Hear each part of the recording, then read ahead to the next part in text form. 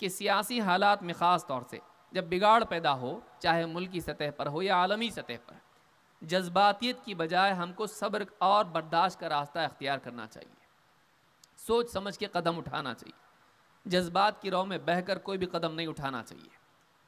نوجوانوں میں عام طور سے جب سیاسی حالات بگڑتے ہیں تو ایسے جذبات پیدا ہوتے ہیں کہ ہم کو کچھ کرنا چاہیے، اور کچھ کرنا چاہیے کہ جملے کو لے کر وہ ایسے اقدامات، بہت سارے ایسے لوگ انٹرنیٹ کی دنیا میں ہیں جو مسلمانوں کو سستے نسخے دے رہے ہیں، ایسا کرو گے تو ایسا ہو جائے گا۔ بہت ضروری ہے کہ ایک مسلمان اس بگاڑ کے دور میں اپنا ہاتھ کتاب و سنت کے ماہر اور تجربہ کار علماء کے ہاتھ میں دے، یہ اندھاپن نہیں ہے۔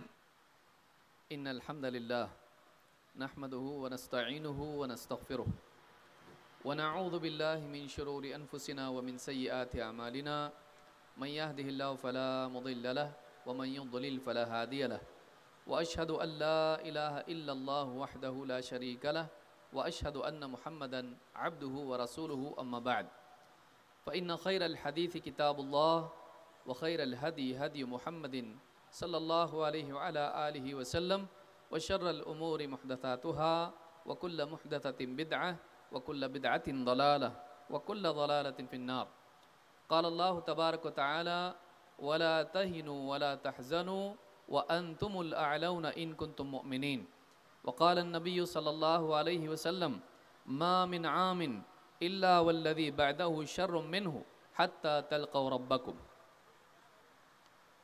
قابل احترام صدر اجلاس، امیر محترم صوبائی جمعیت اہل حدیث مہاراشٹرا، موقر علماء کرام، ذمہ داران، میرے محترم دینی بھائیوں، قابل احترام ماں اور بہنوں، بہت ہی اختصار کے ساتھ ایک بہت ہی اہم عنوان پر کچھ باتیں جو ہم نے علماء سے سنی ہیں قرآن و سنت کی روشنی میں آپ کے سامنے رکھنے کی کوشش کروں گا۔ میں چاہوں گا کہ اپنے وقت میں سے تھوڑا وقت شیخ محترم کو مل جائے تاکہ آپ ان سے زیادہ مستفید ہوں، ہم لوگ بار بار بولتے رہتے ہیں۔ اللہ رب العالمین نے قرآن کریم میں فرمایا وَلَا تَهِنُوا وَلَا تَحْزَنُوا وَأَنْتُمُ الْأَعْلَوْنَ إِن كُنتُم مُؤْمِنِينَ، ہمت مت ہارو، غم مت کرو، تم ہی غالب رہو گے، شرط یہ ہے کہ تم ایمان والے ہو۔ آج حالات مسلمانوں کے بگڑے ہوئے ہیں، سیاسی حالات، دینی حالات، اخلاقی حالات، معاشی حالات، تعلیمی حالات، گھروں کے حالات، ہر اعتبار سے دیکھا جائے تو کہیں نہ کہیں بگاڑ دکھائی دیتا ہے۔ اس کی تفصیلات میں ہم جائیں بہت وقت اس کے لیے درکار ہے۔ اس کے اسباب کیا ہیں، اس کی ایک لمبی فہرست ہے۔ ان حالات میں ہم کو کرنا کیا چاہیے، اس میں بھی ایک بہت طویل گفتگو ہے جو علماء سے بار بار آپ سنتے رہتے ہیں، اور مختلف پہلوؤں پر علماء اپنی خطابات میں، اپنی کتابوں میں اس پر روشنی ڈالتے رہتے ہیں۔ آج کے اس خطاب میں بہت ہی اختصار کے ساتھ میں کچھ باتوں کی طرف توجہ دلانے کی کوشش کروں گا۔ اللہ رب العالمین مجھے اور آپ سبھی کو ان باتوں پر عمل کرنے کی توفیق عطا فرمائے۔ جو آیت میں نے پڑھی ہے، اس آیت میں اللہ رب العالمین نے مسلمانوں کو اس بات کی تلقین کی ہے کہ وہ زوال، پستی، بگاڑ، ناکامی، محرومی کے دور میں نا امید نہ ہو، ہمت نہ ہاریں اور غم نہ کریں، بلکہ اس بات کا خیال رکھیں کہ غلبہ انہی کے لیے ہے، شرط یہ ہے کہ ان کے پاس ایمان کی دولت ہو۔ اس سے بات معلوم ہوتی ہے کہ کامیابی اور غلبے کا مدار خارجی عوامل اور عناصر پر کم ہے، داخلی عناصر پر زیادہ ہے۔ باہر کی چیزیں جمع کرنے پر کامیابی اور غلبہ ہم کو ملے گا، یہ اتنا پکا نہیں ہے جتنا اندر کی طاقت، ایمان کی طاقت ہمارے پاس ہو، اللہ کی نصرت کے نتیجے میں غلبہ ہم کو مل سکتا ہے۔ لہٰذا زوال کے دور میں باہر دیکھنے سے زیادہ اندر دیکھنا ضروری ہوتا ہے کہ کہیں ہم میں کوئی کمی اور کوتاہی تو نہیں جس کی وجہ سے اس بگاڑ کے دور میں مصیبتوں کے دور میں ہم اللہ کی مدد سے محروم ہو گئے۔ بلا شبہ اغیار کی سازشیں ہمیشہ تھیں، ہیں اور رہیں گی، لیکن ان سازشوں کے باوجود اللہ کا حفاظتی نظام، اس سے محرومی کے اسباب کیا ہیں؟ یہ ہمارے لیے بہت ہی سوچنے کی چیز ہے، اور اس میں سب سے بڑا سبب ایمان کی کمزوری ہے۔ پچھلے کئی خطابات میں آپ نے دیکھا کہ اللہ کی طرف لوٹنا، قرآن سے جڑنا، دین کی طرف آنا، یہ بنیادی سبب ہے ہماری دنیا اور آخرت کی کامیابی کا۔ اس معاملے میں کمزوری ساری مصیبتوں کے دروازے کھولتا ہے۔ تو اس آیت سے یہ بات معلوم ہوتی ہے کہ بگاڑ کے دور میں، مصیبتوں اور پریشانیوں کے دور میں، ایک تو یہ کہ ہمت نہیں ہارنا چاہیے، مستقبل کے اعتبار سے، حال کے اعتبار سے، ماضی کے حالات پر غور کر کے غمگین نہیں ہونا چاہیے، لیکن اسی کے ساتھ ساتھ اس بات کو بھی یاد رکھنا چاہیے کہ مستقبل میں اگر ہم چاہتے ہیں کہ غلبہ اور کامیابی ہمیں نصیب ہو، تو ہمیں سب سے پہلے اپنے ایمان اور عقیدے کو پختہ کرنا چاہیے۔ ساری مصیبتوں کی جڑ یہی کمزوری ہے، اور ساری کامیابی کی بنیاد اسی پر ہے کہ ہم اپنے ایمان اور اپنے عقیدے کو درست کریں، پختہ کریں۔ اللہ کے نبی صلی اللہ علیہ وسلم بتا چکے تھے کہ ہر آنے والا سال پچھلے سال سے زیادہ شر والا ہوگا، یہاں تک کہ تم اپنے رب سے جا ملو۔ معلوم ہوا کہ آنے والے ادوار پچھلے ادوار سے زیادہ بگاڑ اور بربادی والے ہوں گے۔ ان میں ہم کو کرنا کیا چاہیے، یہ ہم کو دیکھنا ہے۔ سب سے پہلی چیز یہ کہ ہم اللہ کی طرف لوٹیں، اللہ سے آہوزاری کریں، اللہ کے آگے گڑ گڑائیں، اللہ سے اپنے تعلق کو صحیح کریں۔ اللہ تعالیٰ فرماتا ہے فَلَوْلَا إِذْ جَاءَهُمْ بَأْسُنَا تَضَرَّعُوا۔ میں ساری دلیلیں ذکر نہیں کروں گا، بہت اختصار کے ساتھ بات کرنا چاہوں گا۔ اللہ نے فرمایا کہ جب ان پر برے حالات آئے، فقر، فاقہ، بیماریاں، مصیبتیں، پریشانیاں جب ان پر آئیں، فَلَوْلَا إِذْ جَاءَهُمْ بَأْسُنَا تَضَرَّعُوا، ہماری طرف سے جب مصیبت کے حالات ان پر ڈالے گئے تو وہ ہماری طرف کیوں نہیں لوٹے، کیوں نہیں گڑ گڑائیں، کیوں ہم سے آہوزاری انہوں نے نہیں کی، رو دھو کے ہمارے ساتھ معاملہ صحیح کیوں نہیں کیا۔ معلوم ہوا کہ بگاڑ کے حالات میں، مصیبت کے حالات میں کرنے کا کام یہ ہوتا ہے کہ مسلمان اپنے رب کی طرف لوٹے۔ کیوں؟ اس لیے کہ وہ جانتا ہے چاہے سازشیں کتنی ہی ہوں، چاہے مسائل اسباب کی راہ سے کتنے ہی کیوں نہ آئیں، لیکن اصل یہ ہے کہ ان حالات کا پیدا کرنے والا یا ان کو بدلنے والا اللہ ہے۔ لہٰذا اپنے حالات کو بدلنے کے لیے ہم کو اللہ کی طرف لوٹنا ضروری ہے۔ ساری باتیں، اسباب کی باتیں اپنی جگہ، لیکن سب سے بڑا سبب اگر ہمارے حالات کو سدھارنے والا ہے تو وہ یہ سبب ہے کہ ہم اللہ کی طرف لوٹیں۔ فَفِرُّوا إِلَى اللَّهِ، دوڑو اللہ کی طرف۔ إِنِّي لَكُم مِّنْهُ نَذِيرٌ مُّبِينٌ، میں اللہ کی طرف سے کھلے طور پر تم کو ڈرانے والا ہوں۔ اللہ کے نبی صلی اللہ علیہ وسلم کو اللہ نے اسی لیے بھیجا کہ آپ لوگوں کو متنبع کریں، خبردار کریں، اور لوگوں کو اللہ کی طرف لوٹنے والا بنائیں۔ ہمارے لیے بھی یہی حل ہے کہ ہم بگاڑ کے، برائی کے، مصیبتوں کے حالات میں اللہ کی طرف لوٹیں۔ دوسری بات یہ ہے کہ ہم اپنا احتساب کریں۔ ہم سیاسی حالات پر بہت باتیں کرتے ہیں، ایسا ہونے سے ایسا ہوا، یہ نہیں اس لیے یہ ہوا، یہ ساری باتیں اپنی جگہ ہیں، لیکن ہم کو اپنے حالات پر بھی غور کرنا چاہیے کہ یہ جو مصیبتیں ہم پر آئی ہیں، ہماری کون سی کمزوریاں ہیں، ہمارے اندر کیا بگاڑ ہے جس کی وجہ سے حالات آئے۔ اسی لیے آپ دیکھیں قرآن کریم میں اللہ تعالیٰ فرماتا ہے ان اللہ لا یغیر ما بقوم حتی یغیروا ما بانفسہم، اللہ تعالیٰ کسی قوم کے حالات کو تب تک نہیں بدلتا جب تک وہ خود اپنے حال کو نہ بدلیں۔ معلوم ہوا کہ ہمارے حال کا معاملہ ہمارے حالات سے جڑا ہوا ہے۔ جیسا ہمارا حال ہوگا ویسے ہمارے حالات ہوں گے۔ اگر ہم چاہتے ہیں کہ حالات سنوریں، ہم کو اپنے حالات کو سدھارنا پڑے گا، اپنے حال کو بہتر بنانا پڑے گا، ایمانی اعتبار سے، تقویٰ کے اعتبار سے، دینداری کے اعتبار سے، عبادات کے اعتبار سے اور اخلاق کے اعتبار سے ہم کیسے ہیں۔ ہم کو دیکھنا پڑے گا کہ ہم بگڑے ہوئے تو نہیں ہیں، ہمارے بگاڑ کی وجہ سے ہمارے حالات بگڑتے ہیں۔ اگر ہم اپنے اندر سدھار پیدا کریں، اللہ سے امید کی جا سکتی کہ وہ ہمارے حالات کو سدھارے۔ تو یہ دوسری چیز ہے کہ ہم کو احتساب کرنا چاہیے، اپنا حال دیکھنا چاہیے کہ ہمارے اندر کہاں سے کمی رہ گئی۔ تیسری چیز یہ ہے کہ سیاسی حالات میں خاص طور سے جب بگاڑ پیدا ہو، چاہے ملکی سطح پر ہو یا عالمی سطح پر، جذباتیت کی بجائے ہم کو صبر اور برداشت کا راستہ اختیار کرنا چاہیے، سوچ سمجھ کے قدم اٹھانا چاہیے۔ جذبات کی رو میں بہہ کر کوئی بھی قدم نہیں اٹھانا چاہیے۔ نوجوانوں میں عام طور سے جب سیاسی حالات بگڑتے ہیں تو ایسے جذبات پیدا ہوتے ہیں کہ ہم کو کچھ کرنا چاہیے، اور کچھ کرنا چاہیے کہ جملے کو لے کر وہ ایسے اقدامات کر لیتے ہیں جن سے پوری امت کو نقصان ہوتا ہے۔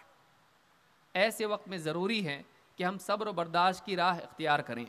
اللہ تعالیٰ قرآن کریم میں فرماتا ہے وَإِن تَصْبِرُوا وَتَتَّقُوا لَا يَضُرُّكُمْ كَيْدُهُمْ شَيْئًا، اگر تم صبر کر لو، اگر تم صبر و برداشت کا راستہ اختیار کرو اور پرہیزگار بن جاؤ، اللہ سے ڈرنے والے، برائیوں سے بچنے والے بن جاؤ، اپنا احتیاط اخذ کرنے والے بن جاؤ، احتیاط کا راستہ اپنانے والے بن جاؤ۔ وَإِن تَصْبِرُوا وَتَتَّقُوا، اگر تم صبر اور تقوی کی راہ اختیار کرو، لا يضركم كيدهم شيئا، تمہارے دشمنوں کی چالیں تمہیں کوئی نقصان نہیں پہنچا پائیں گی۔ معلوم ہوا کہ ہماری بعض اوقات بے صبری اور تقوی سے ہٹ جانا ہمارے لیے بربادی کا راستہ کھولتا ہے، دروازہ کھول دیتا ہے۔ لہٰذا بہت ضروری ہے کہ نوجوان بے برداشت نہ ہوں، علماء سے آزاد ہو کر، جذبات میں آ کر کوئی ایسا قدم نہ اٹھائیں جس سے امت کو نقصان ہو، مسلمانوں کا نام خراب ہو، اور اسی طرح سے نوجوانوں کی زندگیاں برباد ہوں۔ ماں باپ خون کے آنسو رونے والے ہو جائیں، بیویاں شوہر کے ہوتے ہوئے بیوہ کی طرح ہو جائیں، اولاد اپنے باپ کے ہوتے ہوئے یتیم ہو جائیں، جیلوں میں جا کے ہمارے نوجوان بیٹھیں۔ ایسا نہیں ہونا چاہیے۔ نوجوانوں کو چاہیے کہ وہ صبر و برداشت کے ساتھ میں، سوجھ بوجھ کے ساتھ جو قدم اٹھانا ہے علماء کی رہنمائی میں اٹھائیں، جذبات میں آ کے نہیں، جذبات میں آ کے نہیں۔ اللہ کے نبی صلی اللہ علیہ وسلم کے ایک صحابی حذیفہ رضی اللہ عنہ کہتے ہیں قال رسول اللہ صلی اللہ علیہ وسلم لا ينبغي للمؤمن ان يذل نفسه، کسی مومن کے لیے مناسب نہیں کہ اپنے آپ کو ذلیل کریں۔ قالوا وكيف يذل نفسه، صحابہ نے کہا اللہ کے رسول ایک مومن اپنے آپ کو کیسے ذلیل کرے گا؟ آپ نے فرمایا يتعرض من البلاء لما لا يطيق، وہ ایسی بلا کا سامنا کرنے کے لیے کھڑا ہو جائیں جس سے نمٹنے کی اس میں طاقت نہ ہو۔ سماجی حالات کو بدلنے کے لیے، سیاسی حالات کو بدلنے کے لیے قوت بھی ہونی چاہیے۔ اس قوت کے ہوئے بغیر، حاصل کیے بغیر اگر مسلمان اقدامات کریں، بڑے بڑے قدم اٹھائیں، پروٹیسٹ کی صورت میں ہو یا کسی اور صورت میں ہو، جذبات میں آ کے کوئی قدم اٹھا لیں، اس کا نقصان مسلمانوں کو ہی ہوتا ہے۔ دلی کے حالات سبھی جانتے ہیں، ایسے حالات دوسرے علاقوں میں بھی ہوتے ہیں۔ بہت ضروری ہے کہ نوجوان ایسے سیاسی حالات میں جذبات میں نہ آئیں، صبر کریں۔ صبر بزدلی نہیں ہے، صبر بزدلی نہیں ہے، اور بے وقوفی بہادری نہیں ہے۔ اس کو اچھی طرح سے یاد رکھیں۔ ایک مسلمان کو چاہیے کہ وہ سوچے سمجھے قدم اٹھائیں، جذبات میں آ کے قدم نہیں اٹھائے۔ اسی طرح سے ان بگاڑ کے حالات میں ضروری ہے کہ ہم قوموں کے فلسفوں کو لینے کی بجائے کہ ہم کو کیا کرنا چاہیے، فرانس کو دیکھیں، امریکہ کو دیکھیں، انگلینڈ کو دیکھیں، الجیریا کو دیکھیں، کس کو دیکھیں، ہم دیکھیں کتاب و سنت میں کیا ہے، ہم دیکھیں ہمارے اپنے نبی کو، ہم دیکھیں صحابہ کو، ہم دیکھیں اپنے اسلاف کو۔ فتنے اور بگاڑ کے دور میں بہت ضروری ہوتا ہے کہ ہم اپنی اصل کی طرف لوٹیں۔ ہمارا حل کتاب و سنت میں ہے۔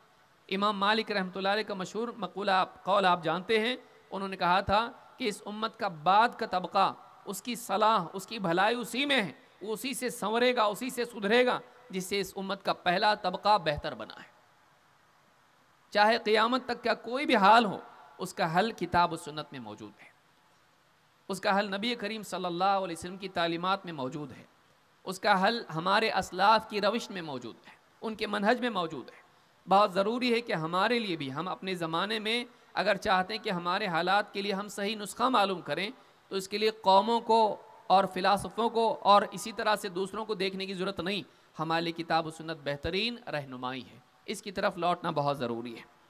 اسی طرح سے اس بگاڑ کے دور میں اگر ہم چاہتے ہیں کہ ہمارے حالات بہتر بنیں تو ہمیں علماء کی ماتحتی میں رہنا بہت ضروری ہے۔ آج بہت سارے ایسے لوگ انٹرنیٹ کی دنیا میں ہیں جو مسلمانوں کو سستے نسخے دے رہے ہیں، ایسا کرو گے تو ایسا ہو جائے گا۔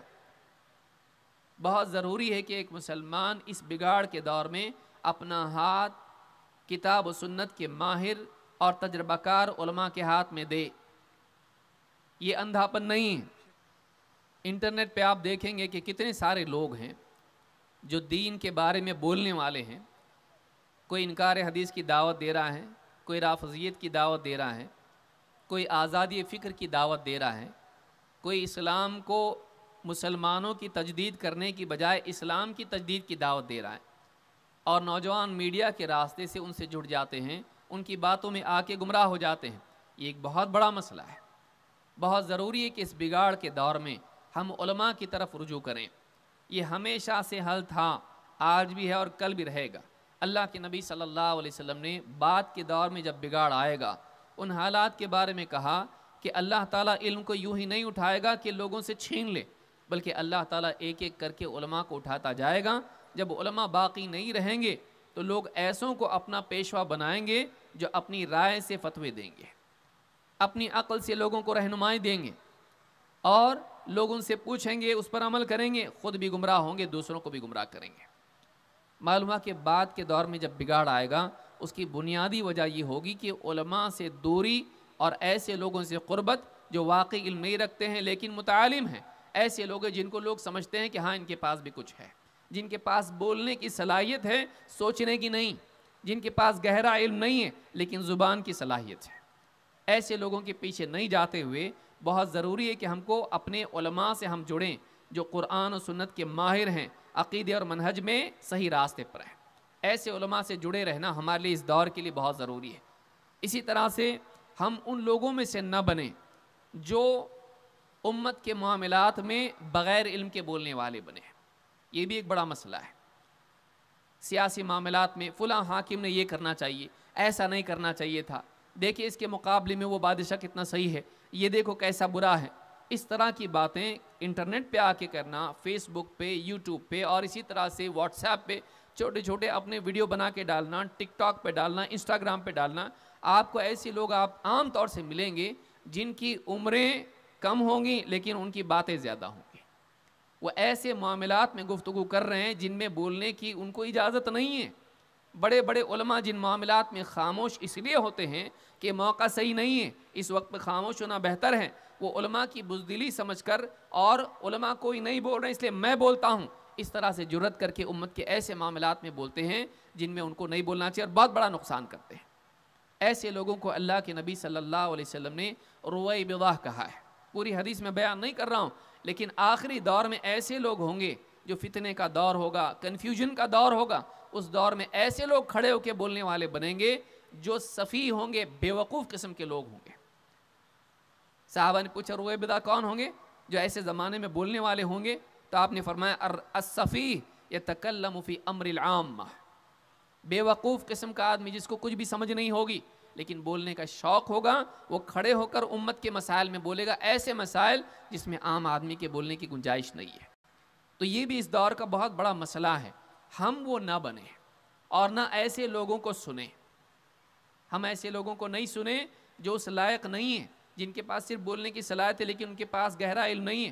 نہ سیاست کا تجزیہ ہے، نہ قرآن و سنت کا گہرا علم ہے، نہ وہ امت کے واقعی ہمدرد ہیں بلکہ اپنے کو نمایاں کرنے کے شوقین ہیں. وہ چاہتے ہیں کہ لوگ ان کو پہچانیں، وہ چاہتے ہیں کہ لوگ ان کو سبسکرائب کریں، ان کو لائک کریں، ان کے نیچے کمنٹ کریں. ان کی چاہت یہ ہوتی ہے. وہ واقعی امت کے خیر خواہ نہیں ہوتے ہیں. وہ ایسا حل امت کو دیتے ہیں جن سے ان کی جان، مال، عزت اور زندگیاں، ان کا دین بھی برباد ہو جاتا ہے. نہ ہم ان میں سے بنیں نہ ایسے لوگوں کو ہم سنیں. ہم علماء سے اپنے آپ کو جوڑے رکھیں اور ہم انتظار کریں ہمارے علماء کیا بولتے ہیں. ہم ان کی باتوں کو نقل کرنے والے بنیں، نہ یہ کہ ہم ان پر سبقت لے جا کر کوئی عالم نہیں بول رہا ہے تو میں بول رہا ہوں. ایسا نہ بنے. آدمی کہے کہ دیکھیے اس مسئلے میں ایک بھی عالم نہیں بول رہا ہے، مجبور ہو کے مجھ کو بولنا پڑا، یہ بیوقوف ہے، یہ نادان ہے. اس کو یہ سوچنا چاہیے. آپ دیکھیے عبداللہ ابن عمر رضی اللہ تعالیٰ عنہ اللہ کے نبی صلی اللہ علیہ وسلم کے موٹے مسئلے پر بات کر رہے ہیں. سوال پوچھا، بتاؤ ایسا کون سا پیڑ ہے جس کی مثال مومن کی ہے؟ عبداللہ ابن عمر رضی اللہ تعالیٰ عنہ مجلس میں بیٹھے ہیں اور دیکھ رہے ہیں کہ حضرت ان کے دل میں بات آ رہی ہے وہ کھجور کا پیڑ ہے، لیکن دیکھ رہے ہیں کہ ابو بکر و عمر رضی اللہ تعالیٰ عنہ جواب نہیں دے رہے ہیں. ادب دیکھیے کہ کہا کہ جب یہ دونوں اتنے بڑے بڑے صحابی ہیں، جب یہ خاموش ہیں تو مجھے بھی مناسب نہیں لگا کہ میں بولوں. یہ ادب ہے. علم کے ساتھ ساتھ علم کا ادب ہونا چاہیے کہ اگر کسی مسئلے میں ہمارے بڑے بڑے علماء نہیں بول رہے ہیں ہم خاموش رہیں، ان کا انتظار کریں، یہ نہیں کہ ان پر سبقت لے جا کر لوگوں میں شہرت پانے کے لیے ہیرو بن جائے کہ بڑے بڑے مسائل میں ہم بولنے والے بنیں، یہ بہت ضروری ہے۔ اسی طرح سے آج ضرورت اس چیز کی ہے، آج دنیا بھر میں مسلمانوں کے جو دشمن بنے ہیں اس کی بڑی وجہ یہ ہے کہ ہم نے صحیح ڈھنگ سے اسلام کی تعلیمات لوگوں کے سامنے پیش نہیں کی۔ ان کے دلوں میں ابھی بھی شبہات ہیں، میڈیا میں برے لوگ اسلام کی تصویر کو بگاڑ کر پیش کر رہے ہیں، مسلمانوں کو سے لوگوں کو متنفر کر رہے ہیں۔ بہت ضروری ہے کہ ہم لوگوں کے سامنے پیش کریں، چاہے میڈیا کے راستے سے کیوں نہ ہو، کہ اسلام واقعی کیا ہے، اسلام کی تعلیمات کیا ہیں، قرآن کیا سکھاتا ہے، ہمارا اللہ کیسا ہے، ہمارے نبی صلی اللہ علیہ وسلم کیسے تھے، اسلام کی تعلیمات میں ہم کو کیسا بننے کے لیے کہا گیا، ایک مسلمان کیسا ہوتا ہے۔ ہم اسلام کی صحیح تعلیمات اگر پیش کریں، ہو سکتا ہے بہت سارے دشمن بھی دوست بن جائے، بہت سارے دشمن بھی ہمارے ہمدرد بن جائے۔ اسی طرح سے اس دور کی بہت بڑی ضرورت ہے کہ نوجوانوں کو خارجیت اور اخوانی ذہنیت سے نکالا جائے، تحریکی ذہنیت سے نکالا جائے، کہ نوجوان علماء سے آزاد ہو جائیں اور علماء کو بزدل اور حیض و نفاس کے عالم اور حکومتوں کے بکے ہوئے قرار دے کر، اور ایسے لوگ جو علماء سے کاٹ کر ان کو اپنی تحریکوں میں، اپنے فلسفوں میں، اپنی تعویلات کے ذریعے سے قرآن و سنت کی تعلیمات کو بگاڑ کر پیش کر ان کو حکمرانوں کے خلاف لڑوا دیں، کھڑے کر دیں اور سازشی تحریکوں میں ان کو شامل کر دیں اور پھر آخر میں لے جا کر ان کو جیلوں میں بھرتی کرا دیں۔ ایسی ذہنیت سے بچانا ضرورت۔ اللہ کے نبی صلی اللہ علیہ وسلم نے بتایا تھا کہ آخری دور تک خارجی لوگ نکلتے رہیں گے، آخری دور تک یہ فکر رہے گا باقی، رنگ بدل بدل کے، نام بدل بدل کے یہ گروہ گروہ ظاہر ہوتے رہیں گے، اس سے نقصان بہت ہوگا۔ اللہ کے نبی صلی اللہ علیہ وسلم نے اس خارجیت والے طبقے کو جہنم کے کتے قرار دیا۔ اتنے سخت الفاظ آپ نے استعمال کیے، معلوم ہے کہ بہت بڑا مسئلہ اور بہت بڑا فتنہ امت کے لیے۔ بہت ضروری ہے کہ اس طرح کی تحریکیں خاص طور سے سیاسی بگاڑ کے مسلمانوں کی مظلومی کے دور میں پیدا ہوتی ہیں، اور نوجوان ان کے ہاتھوں میں غلام بن کے، کٹ پتلی بن کے وہ کرتے ہیں جو نہیں کرنا چاہیے، اور اس سے سالوں سال مسلمانوں کو نقصان ہوتا ہے۔ ایسی تحریکوں سے مسلمانوں کو، نوجوانوں کو بچانے کی ضرورت ہے۔ اسی کے ساتھ ساتھ تصفیہ اور تربیہ کا اہتمام ہو۔ بچیاں آج غیر مسلم لڑکوں کے ساتھ میں جا رہی ہیں، مسلمان نوجوان آج بے حیائی اور ڈرگ ایڈکشن میں جا رہے ہیں۔ اس کے لیے بہت ضروری ہے کہ اسلام واقعی کیا ہے ان کو سمجھایا جائے، تاکہ ان کے عقائد، ان کے منہج، ان کی عبادات صحیح ہوں۔ اسی طرح سے ان کا تزکیہ نفس کیا جائے تاکہ ان کے اخلاق بہتر ہوں۔ ایک تعلیمی نظام ہمارا ہو جس کے اندر دونوں چیزوں کا اہتمام ہو، کہ ان کو اسلام واقعی کیا ہے بتایا جائے، اسی کے ساتھ ساتھ ایسی تربیت ان کی جائے اور ایسا سلوک اور ایسا معاملہ مربی کے طور پر ان کے ساتھ میں ہو کہ وہ بااخلاق اور بہتر انسان بن سکے، جس کو سیکھا ہے اس کی تطبیق بھی اپنی زندگی میں اس کی کریں۔ یہ بھی بہت ضروری ہے، تصفیہ اور تربیہ کا انتظام اور ایسا نظام بنانا ضروری ہے۔ اور آخری بات یہ ہے کہ ان حالات میں بہت ضروری ہے کہ ہم اللہ سے دعا بھی کریں، اس لیے کہ بہت ساری چیزیں جب بعض اوقات دکھائی دیتا کہ اسباب سب فیل ہو گئے، اللہ رب العالمین وہ سب کچھ کر سکتا ہے جو اسباب سے نہیں ہو سکتا ہے۔ اللہ سے مانگنا، اللہ سے گڑ گڑانا، اللہ سے دعا کرنا، آہوزاری کرنا، اللہ سے اپنے معاملات کو حل کرانا دعاؤں کے ذریعے سے، چاہے وہ انفرادی ہو، اجتماعی ہو، قنوت نازلہ کی شکل میں ہو، یا اپنی دعاؤں میں، نمازوں میں ہو، یا اپنے اوقات میں ہو، تنہائیوں میں ہو۔ ایک انسان کو چاہیے کہ اللہ کی طرف رجوع کرے، اللہ سے مانگے۔ اللہ کے نبی صلی اللہ علیہ وسلم فرماتے ہیں الدعاء ينفع مما نزل ومما لم ينزل فعليكم عباد اللہ بالدعاء۔ دعا ایسی مصیبت میں بھی جو نازل ہوئی ہے یا ایسی مصیبت جو نازل نہیں ہوئی ہے، دونوں کے معاملے میں فائدہ دیتی ہے۔ تو اللہ کے بندو اللہ سے دعا کرو، اللہ کے بندو اللہ سے دعا کرو۔